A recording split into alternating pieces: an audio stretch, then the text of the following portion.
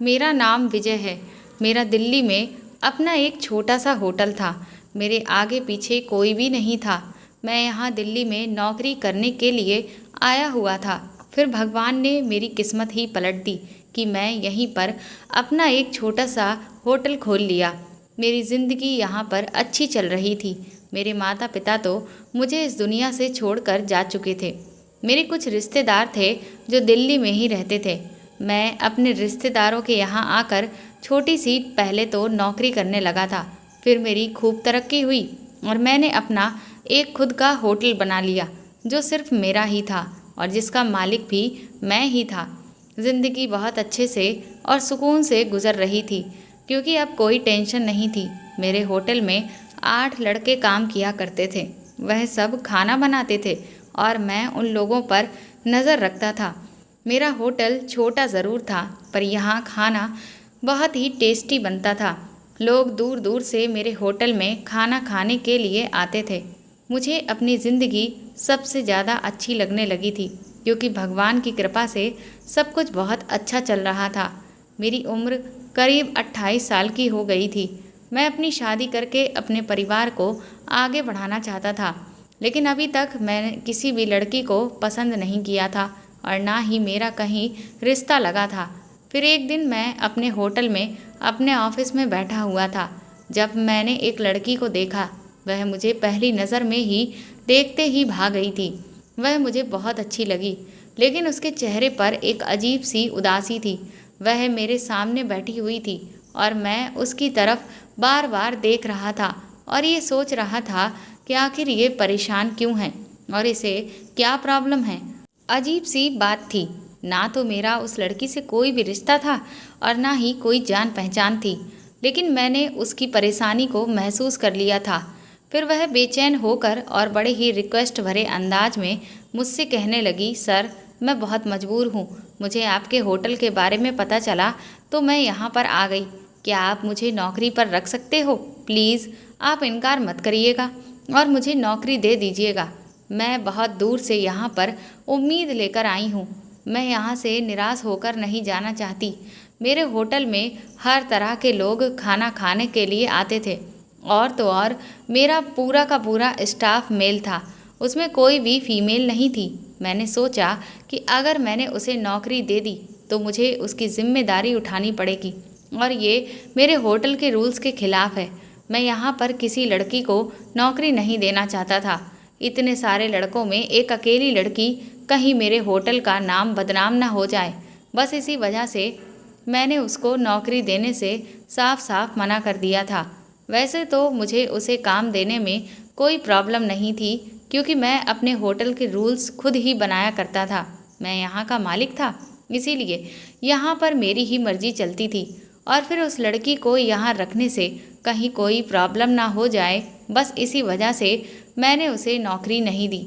उसने मुझसे फिर से कहा कि सर प्लीज़ देख लीजिए, अगर कोई गुंजाइश हो जाए। मैं बहुत मजबूर हूँ और बहुत ही उम्मीद के साथ यहाँ पर आई हूँ। उसका इतना मासूम चेहरा और उसकी इतनी मासूमियत भरी बातें सुनकर मेरा दिल पिघल गया था। मैं कोई बड़ा आदमी नहीं था क्योंकि हर मर्द बुरा नहीं होता। मैंने भी सोच लिया था कि मुझे इसकी मदद करनी ही होगी।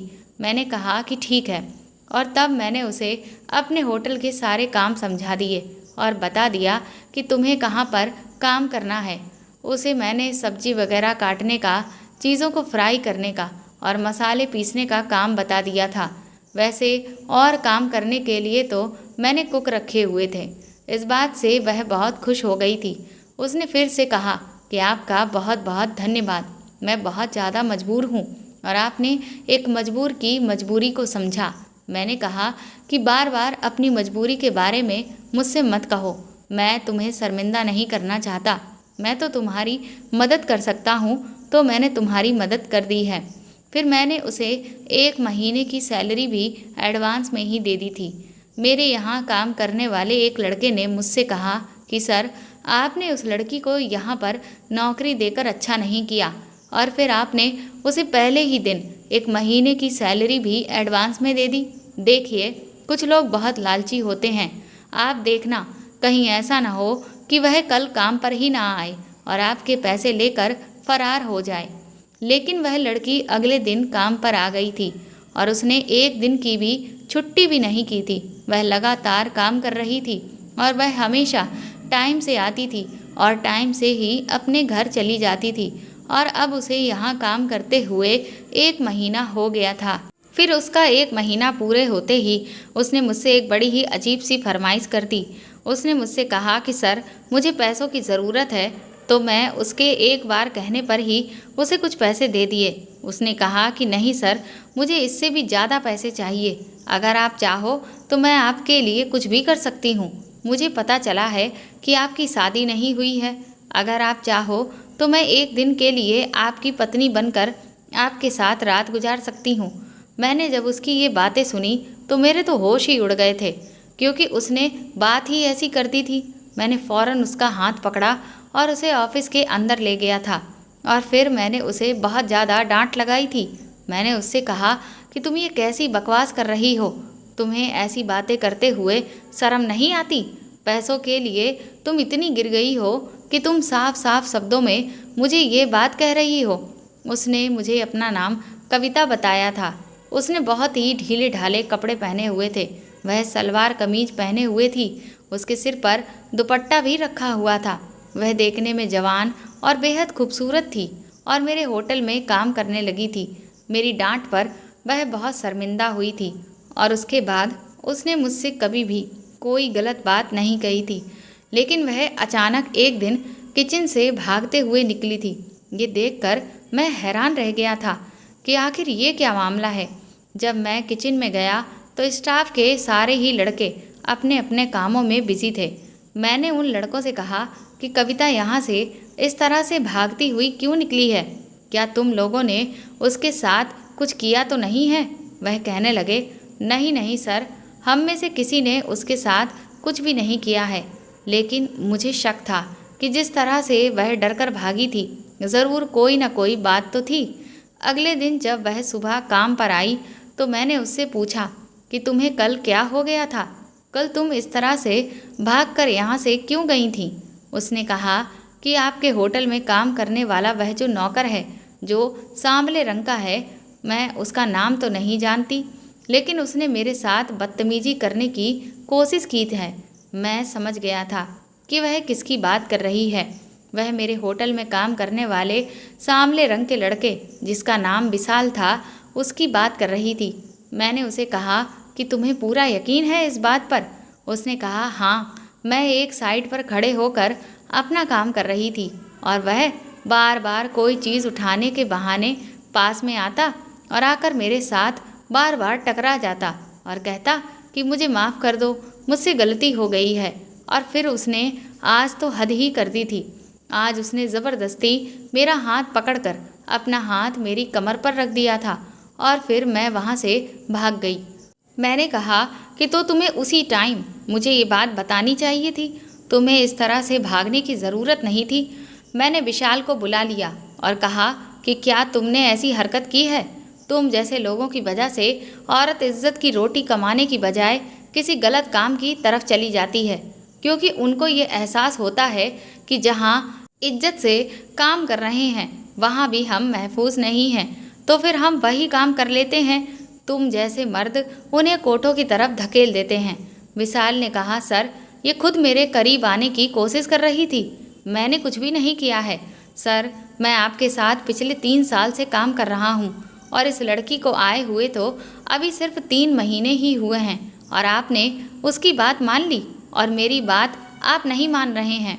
बात तो विशाल की भी मुझे ठीक लगी थी, लेकिन फिर मुझे एक और लड़के ने इशारा किया कि ये लड़का ही गलत है और इसी ने इस लड़की को छेड़ा है। बस फिर मैंने फ़ौरन ही फैसला कर लिया था कि मैं इसे नौकरी से निकाल दूंगा। मैंने विशाल से कहा कि मैं तुम्हारा हिसाब फाइनल कर देता हूँ और तुम यहाँ से चले जाओ। और वह मेरे होटल से चला भी गया और जाते जाते ये कहकर गया कि सर, इस लड़की की वजह से आपने मुझे काम से निकाल दिया है। ये लड़की आपको एक दिन अपना असली रूप ज़रूर दिखाएगी और फिर आपको पता चलेगा कि मैं सही था और ये गलत थी। जाहिर सी बात है, मैंने उसे काम से निकाल दिया था तो वह मेरी इस बात पर तारीफ़ तो नहीं कर सकता था। इसलिए वह उसका नाम भी बदनाम करते हुए वहाँ से चला गया था। लेकिन शाम को मुझे मेरे खास शेफ ने कहा कि सर, आपने इस लड़की को यहाँ पर रखकर अच्छा नहीं किया है, क्योंकि अब देखना इस तरह के मैटर्स आए दिन यहाँ पर होते ही रहेंगे। एक जवान और खूबसूरत लड़की का इतने सारे लड़कों के बीच में काम करना कोई मजाक की बात नहीं है। और आप ये भी नहीं जानते हैं कि ये यहाँ पर काम करने वाले सारे ही लोग परदेसी हैं और अपनी अपनी पत्नियों से दूर हैं। कोई 4 साल से अपने घर नहीं गया है, तो कोई 6 साल से नहीं गया होगा, तो कोई 8 साल से नहीं गया है। ऐसे में खूबसूरत लड़की के साथ काम करेंगे तो कुछ ना कुछ तो हो ही जाएगा। मैंने कहा कि तुम ये कैसी बातें कर रहे हो? क्या किसी मर्द में इतना भी नियंत्रण नहीं होता है कि वह अपनी पत्नी से अगर नहीं मिल पा रहा है तो वह किसी भी औरत पर इस तरह से अपनी नज़र डाल देगा? वह आदमी मेरी बात सुनकर खामोश हो गया। उसने कहा कि आपको मर्दों के बारे में अभी पता ही कहाँ है सर। इस दुनिया में बहुत सारे मर्द ऐसे हैं जिनको सिर्फ अपनी पत्नियों से ही दिल नहीं भरता, बल्कि वह दूसरी औरतों पर भी नज़र रखते हैं। लोग तो पत्नी होते हुए भी दूसरी शादी कर लेते हैं और उनकी पत्नियों को कुछ पता ही नहीं चलता।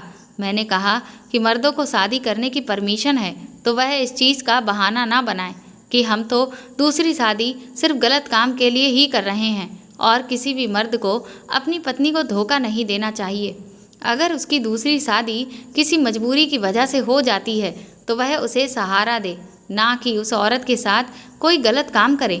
मैंने उसे कहा कि अगर कविता को काम पर मैंने रखा है तो उसकी हिफाजत भी मैं ही करूँगा। मेरे दिल में अगर कविता के लिए मोहब्बत भरी फीलिंग नहीं होती तो मैं भी कभी उसे ना तो इस नौकरी पर रखता और ना ही उसके लिए अपने इतने पुराने नौकर को नौकरी से निकाल देता। ये बात तो पक्की थी कि मेरे दिल में वह अपनी स्पेशल जगह बना चुकी थी, लेकिन उसके बारे में मुझे अभी तक कुछ भी खास पता नहीं था कि वह क्या शादीशुदा थी, उसके माता पिता थे, या फिर उसकी कोई मजबूरी थी यहाँ पर काम करने की। आखिर यहाँ पर काम वो क्यों कर रही थी? मुझे उससे धीरे धीरे सब कुछ पूछना था, और अगर वह कुंवारी थी तो फिर मैं उससे शादी करना चाहता था और उसके साथ अपनी पूरी ज़िंदगी भी गुजारना चाहता था। जहाँ तक मेरा अंदाज़ा था, मुझे नहीं लगता था कि वह शादीशुदा थी, क्योंकि उसे देखकर कहीं से भी ये नहीं लगता था कि वह शादीशुदा है। वह कम उम्र की थी, उसकी उम्र लगभग 22 साल की होगी और वह कमसिन जवान लड़की थी। जब होटल में रात को थोड़ा खाना बच जाता था तो वह खाना पैक करके अपने साथ ले जाया करती थी। एक दिन सुबह सुबह अपने घर से वो मेरे लिए कुछ बनाकर लाई थी। पता नहीं उसने किसी से पूछा था या उसने इस बात का आइडिया लगा लिया था। जो भी था, उसने ठीक आइडिया लगाया था कि मुझे मीठी चीज़ें बहुत पसंद हैं। वह कहने लगी कि मैं आपके लिए कुछ बनाकर लाई हूँ, आप मेरी इतनी मदद करते हो और मैं बदले में आपके लिए कुछ भी नहीं कर सकती, तो सोचा कि आपके लिए कुछ मीठा ही बना लेती हूँ। मैंने कहा कि तुमने बहुत अच्छा किया। वो मेरे लिए अपने हाथ से खीर बनाकर लाई थी। मैंने जैसे ही वह खीर टेस्ट की तो मैंने उससे कहा कि तुमने तो बहुत अच्छी खीर बनाई है। ये बात मुझे बहुत पसंद आई थी और मैंने कहा कि तुम्हारे हाथों में तो बहुत बड़ा जादू है। मैंने कहा कि ये खीर तुम मेरे होटल पर भी बनाया करो, मैं तुम्हें इसके अलग से पैसे दूंगा। मैं उसको अच्छे पैसों पर रखा हुआ था और अलग से भी उसे मैं पैसे दे दिया करता था और होटल के लोग भी उसे टिप वगैरह दे दिया करते थे। होटल का बचा हुआ खाना भी वह अपने घर ले जाती थी, लेकिन फिर भी वह हमेशा उदास और परेशान सी रहती थी और उसकी परेशानी मुझे अच्छी नहीं लगती थी। एक दिन मैंने उससे पूछ लिया कि आखिर क्या बात है जो तुम इतना परेशान रहती हो, तो उसने मुझे कुछ भी नहीं बताया। उसने कहा कि आप क्या करोगे मेरी कहानी सुनकर? अब इंसान बार बार तो नहीं पूछ सकता और रिक्वेस्ट भी नहीं कर सकता, वरना सामने वाला यही सोचेगा कि पता नहीं ये क्यों मेरी कहानी के बारे में जानना चाहते हैं। इसलिए मैंने उससे दोबारा कोई सवाल नहीं किया। फिर एक दिन बहुत तेज़ बारिश हो रही थी। इतनी तेज़ बारिश हो रही थी कि कोई भी होटल की तरफ आने वाला नहीं था और जगह जगह पानी भी भर गया था। बस गाड़ी में बैठकर कुछ कस्टमर आए हुए थे, लेकिन फिर वह भी चले गए। अभी होटल को बंद होने में 1 घंटे का टाइम रह गया था।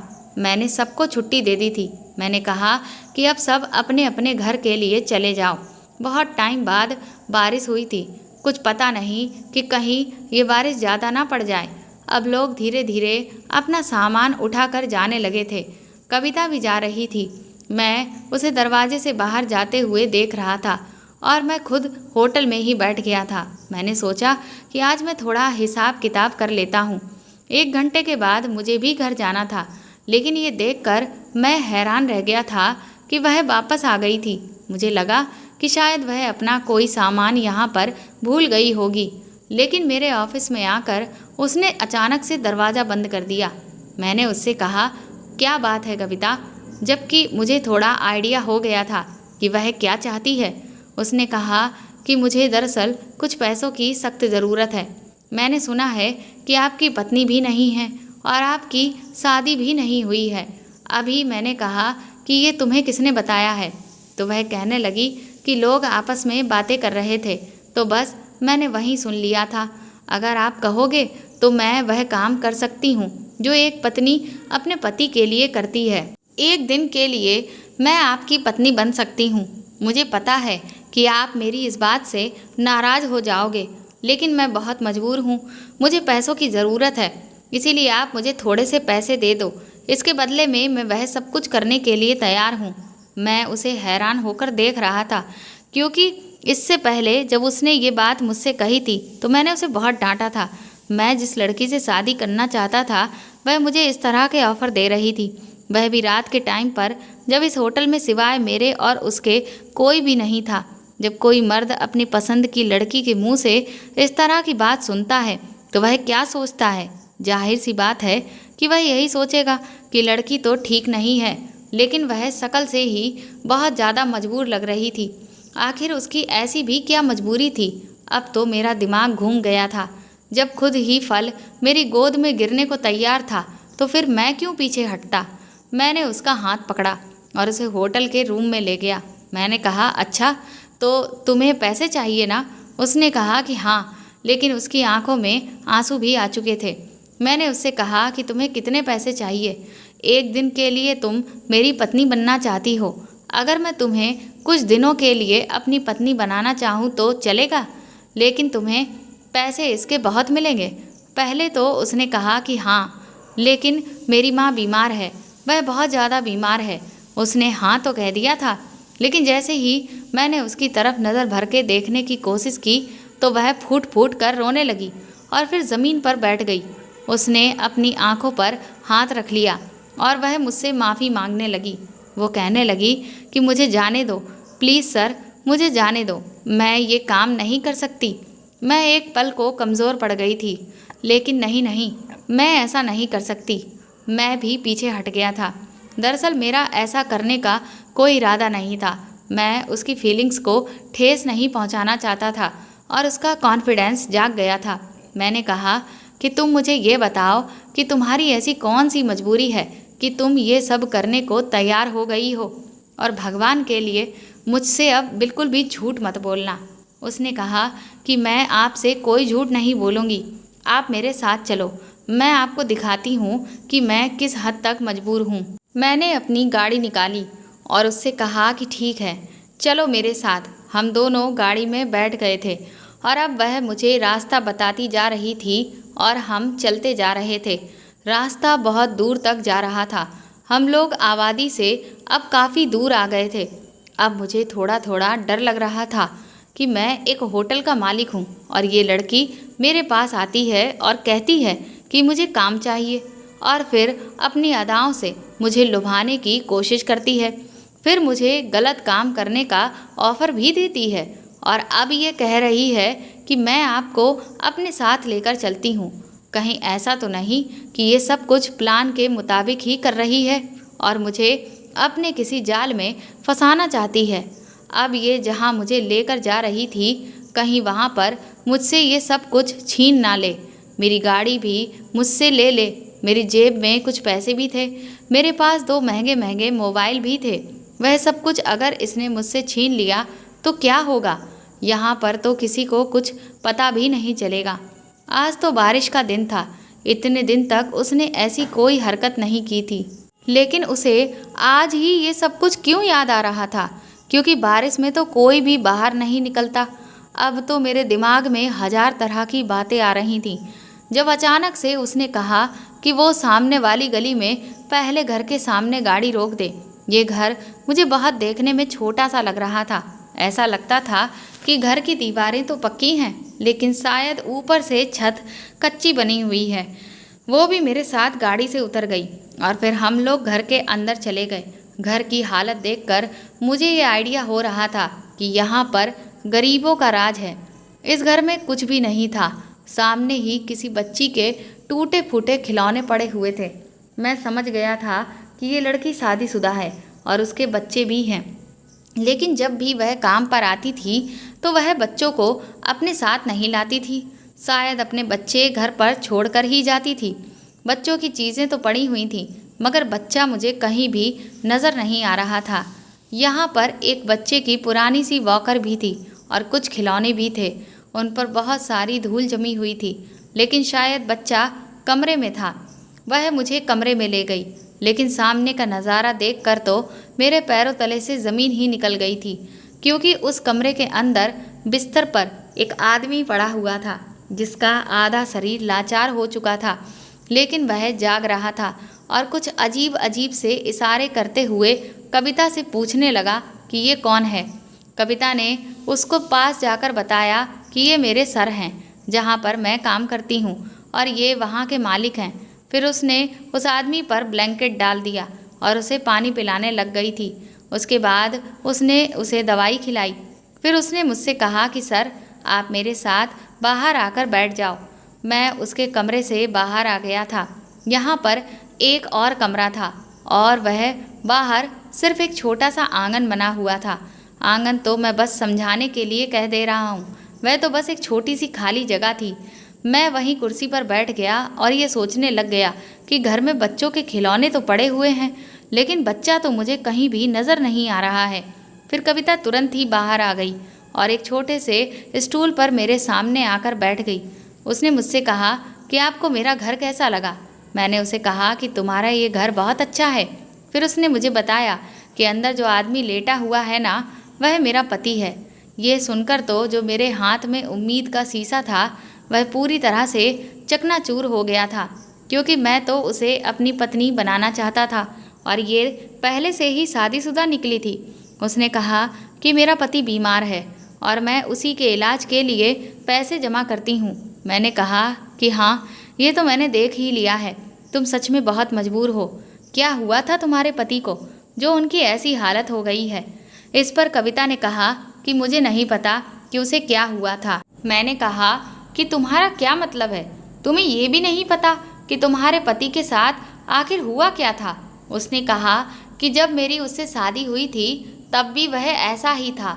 मैंने कहा, ये तुम क्या कह रही हो? तुम्हारी शादी एक ऐसे इंसान के साथ करवा दी गई थी जिसे पैरालाइज है। आखिर किसने तुम्हारी शादी इसके साथ करवाई थी? और तुम्हारी शादी को कितने साल हो गए हैं? कविता ने बताया कि मेरी शादी को 5 साल हो गए हैं। पहले सिर्फ उसका एक हाथ में पैरालाइज था।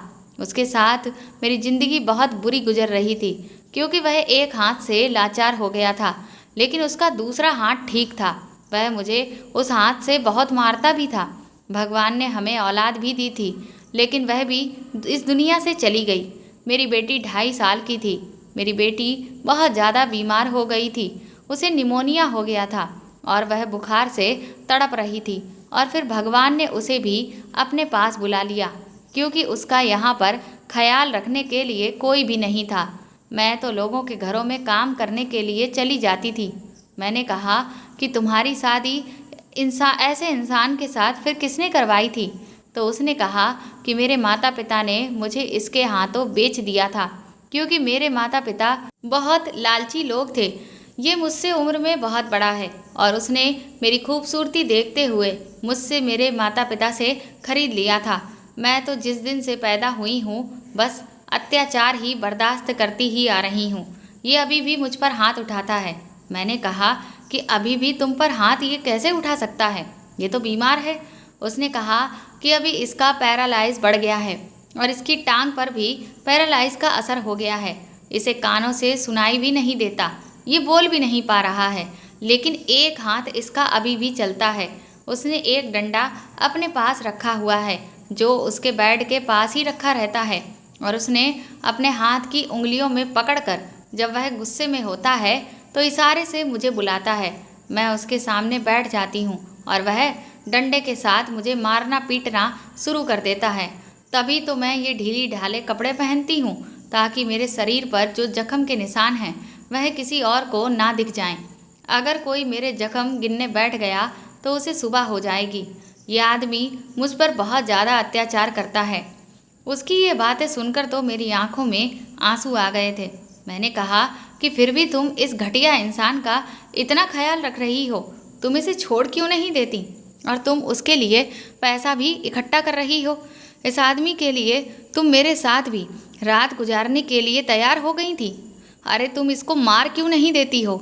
ऐसे लोगों को इस दुनिया में जीने का कोई हक नहीं है जो औरत को कुछ भी नहीं समझते हैं, और वो भी एक ऐसी औरत को जो एक घटिया मर्द के लिए अपनी मेहनत से पैसा कमाती है और उसका ख्याल रखती है। मुझे तो बहुत ही गुस्सा आ रहा था। शायद मैं खुद भी कभी ऐसा नहीं करता, लेकिन गुस्से में मैं उसको इस तरह की एडवाइस देने लगा था। उसने कहा कि मैं क्या करूं, ये जैसा भी है पर है तो मेरा पति ही, और मैं अपना सुहाग खुद से तो नहीं उजाड़ सकती हूँ। जब तक इसकी सांसें चल रही हैं मैं इसकी पत्नी हूँ। मेरी ज़िंदगी में शामिल होने वाले लोगों ने मिलकर मेरे साथ बहुत बुरा किया है, लेकिन मैं बुरी इंसान नहीं हूँ। ये मेरे साथ इसीलिए बुरा कर रहा है क्योंकि ये मुझे भी बहुत बुरा बनाना चाहता है।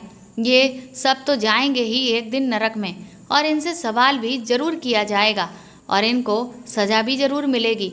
लेकिन अगर मैं उनके साथ कुछ बुरा करती हूँ तो फिर मुझे भी सज़ा मिलेगी। फिर मेरे साथ बुरा करने वाले लोगों में और मुझ में क्या फ़र्क रह जाएगा? ये दुनिया में जीत जाएंगे, लेकिन भगवान के यहाँ जाकर तो मेरी ही जीत होगी और ये सारे के सारे हार जाएंगे। मैंने कहा कि तुम इसका इलाज क्यों करवाना चाहती हो? तो वह कहने लगी कि अगर ये मर गया तो लोग इसकी मौत का इल्ज़ाम भी मुझ पर ही लगाएंगे, लेकिन अगर ये अपनी मौत पर गया तब भी सब मुझे ही बुरा भला कहेंगे कि मैंने ही अपने पति को मार डाला। क्योंकि जब मैं लोगों को बताती हूँ कि मेरा पति ऐसी हालत में है और मुझे मारता है, फिर भी मैं उसके लिए सब कुछ कर रही हूँ, तो लोगों को इस बात पर यकीन ही नहीं आता। यहाँ आसपास के लोग कहते हैं कि अपने बीमार पति को छोड़कर बाहर घूमने के लिए जाती है या फिर धंधा करती है, ये गलत तरीके से पैसा कमाती है। वरना इतनी खूबसूरत लड़की हो और उसका पति ऐसे बीमार होकर बिस्तर पर पड़ा हुआ हो और उसे मारता भी हो, फिर ये उसके लिए इतनी मेहनत क्यों करेगी? आखिर मैं किस किस को जवाब दूँ? इसीलिए अब तो मैं बहुत तंग आ गई थी। इसीलिए सोचा कि इल्ज़ाम तो मुझ पर वैसे भी आना था, तो फिर मैं कुछ गलत ही कर लेती हूँ। तभी आपको मैंने वह सब कुछ कह दिया था। मुझे माफ़ कर दो, मैं वह सब कुछ नहीं करना चाहती थी। मैं बहुत इज्जतदार लड़की हूँ। मैं बेबस हो गई थी और परेशान हो गई थी। मुझे अपनी बेटी की बहुत याद आती है। मैंने उसका नाम पलक रखा था। सिर्फ इस इंसान की वजह से ही वह मुझसे दूर चली गई। वह बहुत बीमार हो गई थी। मैं उसके इलाज के लिए पैसों का इंतज़ाम करने के लिए गई हुई थी, लेकिन जब मैं घर वापस आई तो मेरे पति ने मुझे इतनी ज़ोर से मारा था कि मैं बेहोश हो गई। और फिर जब मेरी आँख खुली तो मेरी बेटी की आंखें बंद हो चुकी थीं। वह इस दुनिया को छोड़कर जा चुकी थी। मैंने कविता की बात सुनने के बाद उसके हाथ पर अपने दोनों मोबाइल और मेरे पास जो पैसे थे वह सब कुछ रख दिए और उससे कहा कि ये मोबाइल बेच देना और इन पैसों का इस्तेमाल कर लेना और नौकरी पर भी आना। मैं चलता हूँ, लेकिन इससे पहले मैं तुम्हारे पति को कुछ कहना चाहता हूँ। तुम इसको बाद में सब कुछ बता देना। मैं उसके पास गया और मैंने उसके पति से कहा कि तुम कैसे इंसान हो? तुम्हें तो शर्म आनी चाहिए। तुम्हारी पत्नी तुम्हारा कितना ख्याल रख रही है और तुम हो कि उसको नुकसान पहुंचाते हो। अगर एक दिन तुम उसके साथ अच्छा सलूक कर लोगे तो ना भगवान की कसम अपने कदमों पर खड़े हो जाओगे।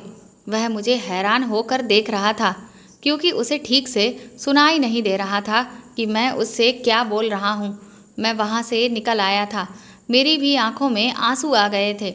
अब मुझे समझ आ रहा था कि उसने क्यों अपनी बेटी का सामान वहाँ पर रखा हुआ था, क्योंकि उसे अपनी बेटी की बहुत याद आती थी और हर चीज़ों पर जितनी धूल मिट्टी पड़ी हुई थी उसका मतलब तो यही था कि जिसका सामान है वह बेचारी तो इस दुनिया में नहीं थी।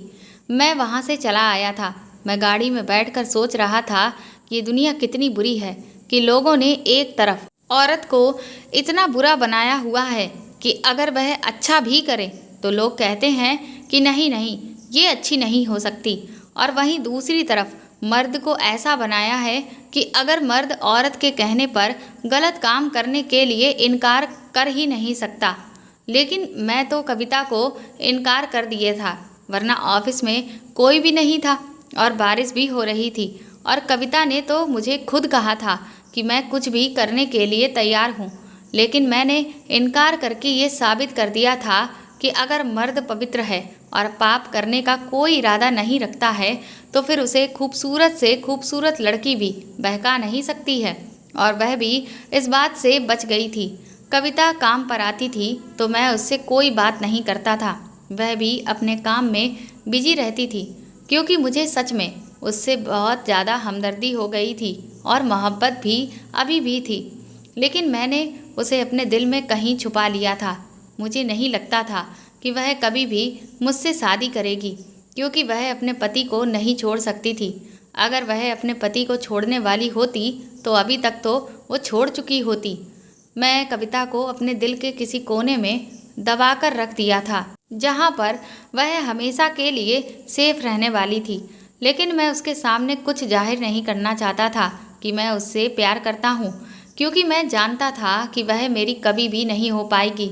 दिन इसी तरह से गुजरते जा रहे थे। मैंने उससे ये भी नहीं पूछा था कि तुम्हारे पति का बिहेवियर अब तुम्हारे साथ बेहतर हुआ है या नहीं। क्या वह अभी भी तुम्हें मारता पीटता रहता है और तुम खामोशी से मार खाती रहती हो। लेकिन एक दिन मैं उसे देखकर हैरान रह गया था, क्योंकि आज वह बहुत ज़्यादा खुश लग रही थी और बहुत खूबसूरत भी लग रही थी। वह मेरे ऑफिस में आई और कहने लगी, सर मेरे पास आपके लिए कुछ है। मुझे लगा कि शायद फिर से वह मेरे लिए कुछ खाने का बनाकर लाई होगी, लेकिन इतने दिनों तक वह मुझसे दूर दूर रही थी तो मुझे इग्नोर कर रही थी। फिर अचानक से उसे मेरा ख्याल कैसे आ गया था। मैं उसके साथ इस तरह से पेश आ रहा था कि जैसे सब कुछ नॉर्मल है और मेरे अंदर कुछ भी नहीं चल रहा है। मैंने कहा कि हाँ बताओ, क्या लाई हो तुम कविता। तो उसने मेरे सामने मेरे दोनों मोबाइल मेरे टेबल के ऊपर रख दिए थे। मैंने उससे कहा कि तुमने अभी तक इनको बेचकर इस्तेमाल नहीं किया। तो वह कहने लगी कि नहीं सर, मुझे इन्हें बेचने की ज़रूरत ही नहीं पड़ी। दरअसल मेरा पति इस दुनिया से चला गया है। मैं उसकी इस बात पर चौंक गया था। मैंने कहा कि ये सब कैसे हुआ। उसने कहा कि उस दिन के 2 हफ्ते के बाद ही एक रात को अचानक उसकी तबीयत बहुत बिगड़ गई थी। उसके मरने के बाद लोगों ने मुझे बहुत बुरी बुरी बातें सुनाई थीं, लेकिन मैंने उसकी बातें सुन ली, क्योंकि मुझे पता था कि अब ये लोगों की आखिरी बातें हैं। आगे मुझे कोई भी कुछ भी नहीं कहेगा। अब मैं घर में बिल्कुल अकेली रहती हूँ। मैंने कहा कि इतना सब कुछ हो गया और तुमने मुझे बताया क्यों नहीं। उसने कहा कि मैं आपको इसलिए नहीं बता रही थी कि आपने पहले ही मेरे लिए बहुत कुछ किया था, और आज मैं आपको इसीलिए सब कुछ बता रही हूँ क्योंकि बहुत जल्दी मेरी शादी होने जा रही है, और वह भी बहुत अच्छे इंसान के साथ। ये सुनकर तो मेरे होश ही उड़ गए थे। मैं हैरान रह गया था कि वह अपने पति के मरते ही इतनी जल्दी शादी कर रही है। अगर उसका पति दुनिया से चला गया तो वह मुझसे शादी क्यों नहीं कर लेती। मुझे बताती तो मैं उससे कहता कि मैं तुमसे शादी करना चाहता हूँ। लेकिन मुझे इस बात का बहुत अफसोस हुआ था। उसने मुझे आखिरी वक्त पर बताया था कि अगले महीने की 2 तारीख को मेरी शादी है और आपको ज़रूर आना है। मैं बहुत परेशान था। अगले महीने की 2 तारीख तो 10 दिन के बाद ही आ गई थी। उस दिन मैंने होटल के सारे लोगों को छुट्टी दे दी थी और मैं अपने ऑफिस में बैठा हुआ था। मुझे पता था कि आज वह किसी और की हो जाएगी। अब मुझे इस बात पर बहुत गुस्सा आ रहा था कि मैंने ये मौका भी अपने हाथ से गंवा दिया था। वैसे भी उसके पति को किसी न किसी दिन तो मरना ही था। मैं ही उससे इस बारे में बात कर लेता तो वह मुझसे शादी करने से कभी इनकार नहीं करती। लेकिन वह इतनी खूबसूरत थी कि उसे कोई भी आसानी से अच्छा लड़का मिल गया होता। उसे तो कोई भी मिल सकता था। मेरा दिल टूट चुका था जब दरवाजे पर अचानक मुझे हलचल की आवाज़ सुनाई दी और कोई अंदर दाखिल हुआ तो मैंने सामने देखा। तभी मैं हैरान रह गया था।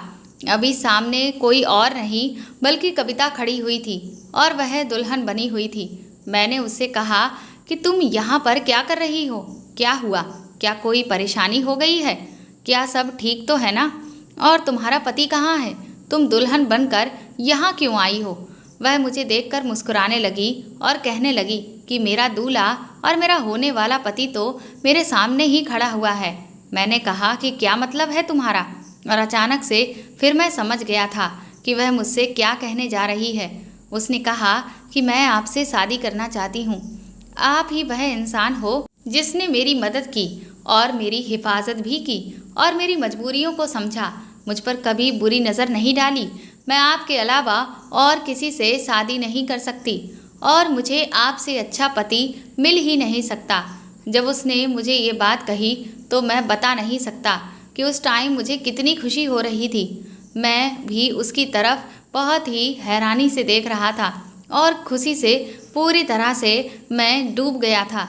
मैंने उसे गले से लगा लिया और हम लोगों ने उसी दिन शादी कर ली थी।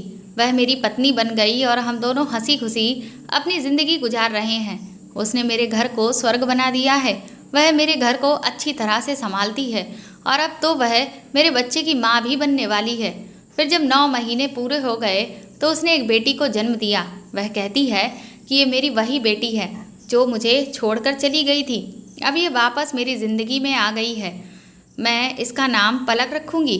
मैं भी उसे कहता हूँ कि हाँ, तुम इसका नाम पलक ही रखना क्योंकि ये बहुत प्यारा नाम है और तुम यही समझना कि ये तुम्हारी वही बेटी है जो दोबारा से तुम्हें वापस आकर मिल गई है। भगवान ने तुम्हें तुम्हारी बेटी लौटा दी है। उसने मेरे घर को स्वर्ग बना दिया। उसके दम से ही मेरा होटल और भी ज़्यादा अच्छा चल निकला था। मैं बहुत खुश हूँ और मुझे कविता के रूप में एक बहुत खूबसूरत और अच्छी लाइफ पार्टनर मिल गई है क्योंकि मैंने कभी कोई भी बात ऐसी नहीं की थी कि अगर मैं उस रात उसके साथ गलत काम करके अपनी गलत इच्छा को पूरा कर लेता तो शायद आज मैं बर्बाद हो चुका होता। लेकिन मैंने ऐसा नहीं किया था। मैंने हमेशा उसकी मदद की और फिर वही मेरे लिए सब्र का फल बनकर मेरी ज़िंदगी में आ गई थी। कविता की ज़िंदगी में भी अब सुकून था क्योंकि जब वह अपने माता पिता के पास थी तो उन लोगों ने भी उस पर बहुत अत्याचार किए थे और शादी के बाद तो उसके पति ने भी उसकी ज़िंदगी को दुश्वार कर दिया था। मेरे घर में बहुत सुकून से रहती है वो और मेरे साथ बहुत खुश है और उसे भी यही लगता है कि मेरी ज़िंदगी में आने के बाद उसकी पूरी ज़िंदगी बदल गई है। भगवान ने हम दोनों को किस तरह से मिलाया और हमारी सच्ची मोहब्बत को पूरा कर दिया। अब वह मेरी पत्नी है और मैं अब एक बेटी का पिता भी बन गया हूँ। वह मेरी मनपसंद औरत है और एक मर्द को जो खुशी अपनी पसंद की औरत से मिलती है वह कहीं से भी नहीं मिल सकती। मेरी बेटी भी उसी तरह की बहुत प्यारी है। मैं बहुत लकी हूँ कि मुझे कविता जैसी पत्नी मिली। वह मेरे लिए सबसे स्पेशल है। उसके होने से मेरी ज़िंदगी में बहार आ गई है और मेरी ज़िंदगी अपनी छोटी सी फैमिली के साथ बहुत अच्छे से गुजर रही है। तो दोस्तों, आपको ये कहानी कैसी लगी हमें कमेंट करके ज़रूर बताएं और प्लीज़ इस कहानी को ज़्यादा से ज़्यादा शेयर और लाइक करके मेरे चैनल को सपोर्ट करें। साथ ही अगर आप चाहें तो मुझे सुपर थैंक्स भी खरीद कर दे सकते हैं। सुपर थैंक्स का ऑप्शन आपको इस वीडियो के नीचे दिए हुए सभी ऑप्शंस में दिख जाएगा जो कि हार्ट शेप में बने हुए डॉलर के साइन के तौर पर है। और अगर आप मेरे चैनल पर नए हैं तो सब्सक्राइब करके बेल आइकन को ज़रूर दबा दीजिएगा ताकि आगे भी मैं आपको ऐसी ही अच्छी कहानियाँ सुनाती रहूँ। Thank you.